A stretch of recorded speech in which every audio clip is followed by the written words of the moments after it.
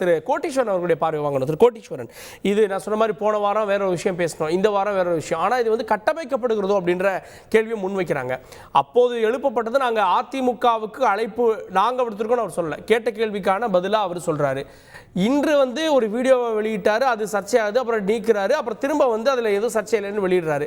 So இது வந்து பிரச்சனை சர்ச்சை உருவாக்கப்படுகிறதா இங்கே இயல்பா இல்லாமல்? நேயர்களுக்கு அன்பு வணக்கம். முதல்ல வந்து இது பார்த்திங்கன்னா ஒரு சர்ச்சையை உருவாக்கிட்டு அப்புறம் சர்ச்சை இல்லை, கூட்டணியில் பிரச்சனை இல்லை என்பது ஒரு வாடிக்கையாக இருக்குது. கிட்டத்தட்ட ஒரு 2-3 மாதங்களாக இப்படி தான் போகுது. இதே காங்கிரஸ் கட்சியிலும் இதேமாதிரி ஒரு கருத்து வந்துச்சு திமுக கூட்டணியில் இருந்த பொழுது. அப்போ கார்த்தி சிதம்பரம் அவர்கள் ஏன் காங்கிரஸ் தனிப்பட்ட முறையில் வரக்கூடாது, ஏன் முதலமைச்சர் வேட்பாளர் இங்கிருந்து வரக்கூடாது அப்படின்ற மாதிரி ஒரு சர்ச்சை வந்தது. அதே மாதிரி அது காங்கிரஸ் கட்சி ஒரு வாட்டி வந்தது. பட் அண்ணன் திருமாவளவன் இருக்கக்கூடிய விசிக அமைப்பை பொறுத்தவரையிலும் பார்த்திங்கன்னா இந்த சர்ச்சை என்பது தொடர்ந்து வருகிறது. சரி, இது சர்ச்சை தானே, இதில் எதனா முகாந்திரம் இருக்கா, இதில் என்ன நியாயம் இருக்கா, இதில் மக்களுக்கு தேவையான விஷயங்கள் இருக்கா அப்படின்னா இது எல்லாமே இருக்குது. இதை தாண்டி அதிகமான அரசியல் இருக்குது.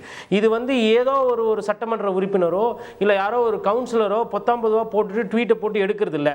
கிட்டத்தட்ட 1980களிலிருந்து அரசியலை தெரிந்து அரசியல் புரிந்த ஒரு அரசியல் ஆளுமை ஐயா திருமாவளவன் அவரோட ட்விட்டர் ஹேண்டிலிருந்து போடுறாங்க, எடுக்கிறாங்க, திருப்பி போடுறாங்க, எடுக்கிறாங்க, திருப்பி போடுறாங்க. அப்போது இது பிரச்சனை ஆகும்னு நல்லா தெரியும், இது பிரச்சனை ஆகணும்னு அவங்களுக்கு தெரியும். அப்போ இது என்னைக்கு வருதுன்னு பார்த்தீங்கன்னா, முதலமைச்சர் யுஎஸ் போயிட்டு வராரு, ஒட்டுமொத்த கேபினெட்டில் இருக்கிற அமைச்சர்களும் போயிட்டு முதலமைச்சரை பார்த்துட்டு நன்றி தெரிவிக்கிறது இல்லை பாராட்டு தெரிவிக்கிறது, அப்படி திமுக கொண்டாடுகின்ற அந்த நேரத்தில் கூட்டணி கட்சியில் ரொம்ப முக்கியமான இருக்கிற ஒரு கூட்டணி தலைவர் அவரோட சொந்த ட்விட்டர் ஹேண்டில் இருந்து போடுறாரு. ஒரு விஷயம் அண்ணன் திருமாவளவனை பாராட்டணும், என்னோட அட்மின் போட்டுட்டாங்க, எனக்கு தெரியாது, வேற யாரோ போட்டாங்க, பழச போட்டாங்கன்னா பண்ணல, தெரிஞ்சே பண்றாங்க, வேணும்ட்டே பண்றாங்கன்ற நான் ஒரு பத்திரிகையாளராக முதல்ல புரிஞ்சுக்கிறேன். இதுல நான் அட்மின் போட்டாரு, நான் கேட்கிறேன், நான் இப்பதான் வந்திருக்கேன் அப்படின்னாரு, அப்புறம் கேட்டாரு, அப்புறம் பார்த்துட்டு அதுக்கப்புறம் திரும்ப அந்த வீடியோ வந்திருக்கு. அதுதான் சொல்றேன், இது வந்து அவங்களோட நாலேஜோட நடக்கிற ஒரு விஷயம், எல்லாமே தெரிந்து நடக்கிறது. யாருமே வந்து இப்போ விசிகே நண்பர்களோ இல்லை அண்ணன் திருமாவளவன் அவர்களோ நாங்கள் சொன்ன கருத்து நீங்கள் தப்பாக புரிஞ்சுக்கிட்டீங்க, மாற்றி புரிஞ்சுக்கிட்டீங்க அப்படின்னு சொல்லலை. அவங்க அந்த கொள்கையில் இன்னும் தெளிவாக இருக்கிறாங்க. இதனால் தர்ம சங்கடமான சூழ்நிலை யாருக்குன்னா திமுகவுக்கு தான். இதில் வந்து அதிமுகவுக்கும் வந்து அதாவது வரப்போகிறது தேர்தல் காலம், கட்சியை வந்து ஒரு நீரோட்டமாக வச்சுக்கிறதுக்கும் அரசியலில் அந்த சீட்டு அதிகமாக பெறறதுக்கும் ஒரு யுக்தியாகவும் இதை பார்க்கலாம்.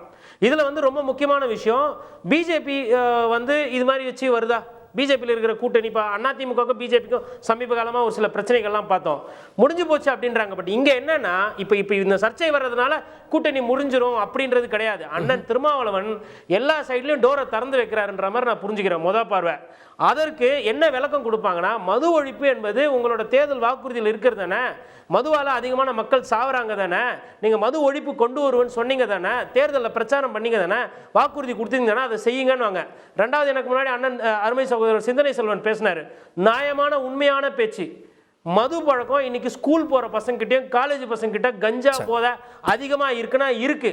கூட்டணியில் இருந்து தைரியமாக இதை பேசுனதுக்கு ஒரு பத்திரிகையாளராக நான் பாராட்டுறேன். ஆனால் உண்மையிலேயே மக்கள் நலனுக்காக தான் இதை நீங்க பேசுறீங்களா, இல்ல கூட்டணியில சீட்டு அதிகமா வாங்குறதுக்கு பேசுறீங்களா? திரும்ப சொல்றாரு, இதை வச்சு அரசியல் பண்ணா அது வந்து இழிவான செயல் அவரே சொல்றாரு. இன்னைக்கு கொடுத்த பிரஸ் மீட்ல சொல்றாரு, அப்படி ஒரு நிலைமைக்கு நான் போவேனான்னு கேட்கிறாரு. அப்ப பண்ணுங்கன்றோம். அதாவது இப்போ அதாவது தொட்டிலையும் ஆட்டி விட்டு குழந்தையும் கிள்ற கதைன்றாங்க, அதை தான் இப்போ விசிகா பண்ணிக்கிட்டு இருக்கு. ஆனா இதுல மக்கள் நலன் இருக்குமே ஆனால் அதை வந்து அரசியல் ஆளுமைகளோ இல்ல அரசியல்வாதிகளோ இல்ல சாமானிய மக்கள் அதை வரவேற்பாங்க. இப்போ போதைப் பொருள் வந்து ஒழிப்பு மாநாடு வேணும் அப்படின்னா வேணும், அதுல எந்த விதமான மாற்று கருத்தும் கிடையாது. இன்னொரு முக்கியமான காரணம், நீங்க பாத்தீங்கன்னா வட மாவட்டங்கள்ல அதாவது பாட்டாளி மக்கள் கட்சியும் விசிகாவும் அதிகமாக வாக்கு வங்கி இருக்கக்கூடிய மாவட்டங்களில் தான் மதுவால அதிகமான பாதிப்பு, இளம் விதவைகள் அதிகமாக இருக்காங்க. அப்போ திருமாவளவன் அவர்கள் ஒரு நல்ல சப்ஜெக்ட் எடுத்திருக்காரு. என்ன ஒரே ஒரு கேள்வினா, 3 வருஷமா லீவ் விட்டுட்டு இப்போ எடுத்திருக்கிறார். ஒன்று இன்னொன்று, அதாவது இவங்க சொல்லுவாங்க போராட்டம் நாங்கள் பண்ணோம், முந்தைய காலத்தில் பேசணும் அப்படின்வாங்க. இதில் இன்னொன்று ரொம்ப ரொம்ப முக்கியமான ஒரு விஷயத்தையும் நான் சொல்லி முடிச்சிடுறேன். நகராட்சி மாநகராட்சிலாம் விசிகாக்கு கொடுக்க வேண்டிய முக்கியத்துவம் கொடுக்கல. நிறைய நகராட்சி தலைவர்கள் வந்து பதவி தான் இருக்க தவிர்த்து அவங்களுக்கு கிடையாது. சட்டமன்ற உறுப்பினர்களுக்கோ விசிக கவுன்சிலர்களுக்கோ அவர்களுக்கு கட்சி நடத்துறதுக்கோ அவங்க ஒரு ஒரு வசூல் பண்ணி பண்ணுறதோ இல்லை ஒரு நிகழ்ச்சி நடத்துறதோ அதுக்கெல்லாம் எதுவுமே இல்லை. இதெல்லாம் வந்து கீழே நிறைய புகைச்சல் இருக்கு, கண்டிப்பாக புகைச்சல் இருக்கு. ஆனால் இதனால கூட்டணி போயிடுமா போவாதா அப்படின்றது பார்க்கணும். இன்னொன்று, இது வந்து திருமாவளவன் அவர்களோட நாலேஜோட தான் இது நடக்குது அப்படின்றது என்னோட புரிதல். கேட்போம். ஆனால் திரு அருணன் அவர்கள்ட்ட இது வந்து இரண்டாவது நிகழ்வு அப்படின்றப்போ இது ஆப்வியஸ்லி கூட்டணியை பற்றின கேள்வியாக வந்து நிற்கிது. இது இஷ்யூ பேசணுமா இல்லை அரசியலோடு சேர்த்து பார்க்கணுமா அப்படின்றப்போ திமுக கூட்டணியில் சலசலப்பு இருக்கு, அதுதான் ஒவ்வொன்றாக வெளிவருதுன்னு அதிமுக பார்வை எடுக்கிறது. எப்படி பார்க்குறீங்க அருணன்?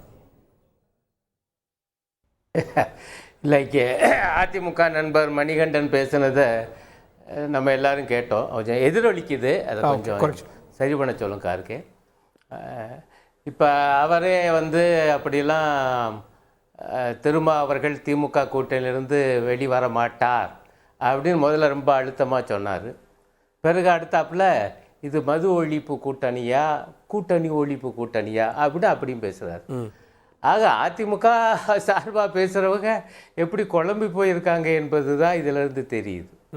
நான் என்ன கேட்குறேன், திருமாவர்கள் தெளிவாக அதை பற்றி விளக்கம் கொடுத்துருக்காரு. இந்த ரெண்டு விஷயங்கள் குறித்தும் ஐயா, அது மது ஒழிப்பு என்பது ஆரம்ப காலத்திலிருந்து நாங்கள் சொல்லி வருகிற ஒன்று, பொதுவாக எல்லா கட்சிகளுக்கும் உடன்பாடு உள்ள ஒன்று. அதற்கும் அரசியல் கூட்டணிக்கும் முடிச்சு போடாதீங்க. இதை இன்றைக்கு முதலமைச்சர்கிட்ட கேட்குறாங்க, இந்த மது ஒழிப்பு மாநாடு. அவர் இதை அழகாக சொல்கிறாரு, திரும்பவே விளக்கம் சொல்லிட்டார். மேற்கொண்டு நான் என்ன சொல்கிறதுக்கு இருக்கேன் கேட்குறாரு. அப்போ இதை வச்சு எப்படி சொல்கிறீங்க இது கூட்டணியில் சலசலப்புன்னு? இது எனக்கு என்ன ஆச்சரியமாக்குன்னு, அதிமுக கூட வந்து அதில் ஒன்றும் தெளிவில்லாமல் இருக்காங்க. நம்ம ஊடக நண்பர்கள் தான் நீங்கள் வந்து இப்படி வார்த்தைகள்லாம் போகிறீங்க, கூட்டணியில் சலசலப்பா அப்படின்னு. கூட்டணிக்கு இதுக்கு சம்மந்தம் இல்லைன்னு சொல்லிட்டாரு. அடுத்து இந்த ரெண்டாவது விஷயம், அந்த வீடியோவை நானும் கேட்டேன். அது வந்து அவர் எப்போவுமே முன்பெல்லாம் அழுத்தமாக பேசக்கூடிய ஒரு பேச்சு தான், அதிகாரத்தில் பங்கு அப்படிங்கிறது. அது அவருடைய உரிமை. இப்போ ஒரு வழக்கம் அதை பற்றி கேட்கும்போது அவர் தெளிவாக சொல்கிறாரு. ஆனால் அதெல்லாம் தேர்தல் நேரத்தில் பேச வேண்டிய விஷயந்தான். 2021 தேர்தலின் போது பேசியிருக்கணும். இப்போ 2026 வரும்போது அது பேசணும். ஆனால் இந்த சிந்தனை எங்ககிட்ட இருக்கு என்பதை சொல்றாரு, அவருடைய உரிமை. இல்ல அதை இன்றைய தேதிக்கு ஏன் வெளிப்படுத்தணும் அப்படின்னு வருது இல்ல ப்ரொஃபசர்? இதே குரல் 16 ஒலித்தது. அதைத்தான் அவர் சொல்லக்கூடிய விளக்கத்தை நம்ம ஏற்கணும்ல. சம்பந்தப்பட்டவர் என்ன சொல்றாரு, இது ஒரு பழைய பேச்சு, பொதுவாக எங்க கட்சியினுடைய நிலைப்பாடு இது, அதை நாங்கள் எங்களுக்குள்ள பேசிக்கிறோம், அதில் சில கிளிப்பிங்ஸ் எடுத்து போடுறாங்க. ஆக ஆனால் இந்த விஷயம் என்பது தேர்தலை ஒட்டி வரக்கூடியது தான். இப்போ 21 முடிஞ்சு போச்சு. 2026 எங்களுக்கு சீட் ஷேரிங் மட்டும் கிடையாது, பவர் ஷேரிங்கு வேண்டும் என அவர் கேட்கலாம், அது அவருடைய உரிமை. அதை திமுக ஏற்குதா இல்லையான்னு அது அவங்களுடைய உரிமை. அந்த நேரத்தில் தான் அதெல்லாம் வரும். ஆகவே அதையும் அவர் தெளிவுபடுத்தியிருக்காரு. அவன் இதெல்லாம் வச்சுக்கிட்டு திமுக கூட்டணி சலசலப்பு, அது கலகலத்து போயிடும் அப்படிங்கிறதெல்லாம் பேசுறதெல்லாம் எனக்கு என்னன்னு புரியல. அது வந்து பேசுகிறவங்களுடைய ஆசையை வெளிப்படுத்துகிறதே தவிர கூட்டணி அசைச்சில் ஒன்றும் இந்த பிரச்சனையும் இப்போ வந்திருக்கிறதா எனக்கு படலை. உண்மையிலேயே நாம் மிக கவனமாக இன்றைக்கு மக்களிடம் கொண்டு போக வேண்டிய விஷயம் என்று நம்ம எல்லாம் பேசிகிட்டு இருக்கோம். இதெல்லாம் ஒரு புறம் இருக்க, இன்னைக்கு பாருங்க கோயம்புத்தூரில் நிதியமைச்சர் எப்படி நடந்துக்கிட்டாங்க. எங்க ஒரு தொழில் முனைவோர் ஜிஎஸ்டி தனக்கு இருக்கக்கூடிய இல்லை, நேற்று பேசலாம், நான் சொல்ல வரேன், இதைத்தானே முக்கியமாக கொண்டு போகணும். சிறு குறு நடுத்தர தொழில்கள் எப்படி இருக்கு இல்லை சொல்றேன், அந்த பிரச்சனையை அவங்க எப்படி நிதியமைச்சர், இதற்கு முதலமைச்சர் அழகா பதில் சொல்லியிருக்காரு. அவர் அமெரிக்காவிலிருந்து வந்தாலும் இதை பூரா அங்கிருந்தே ஃபாலோ பண்ணியிருக்காரு. இது என்ன ரொம்ப வெக்கக்கேடா இருக்குது.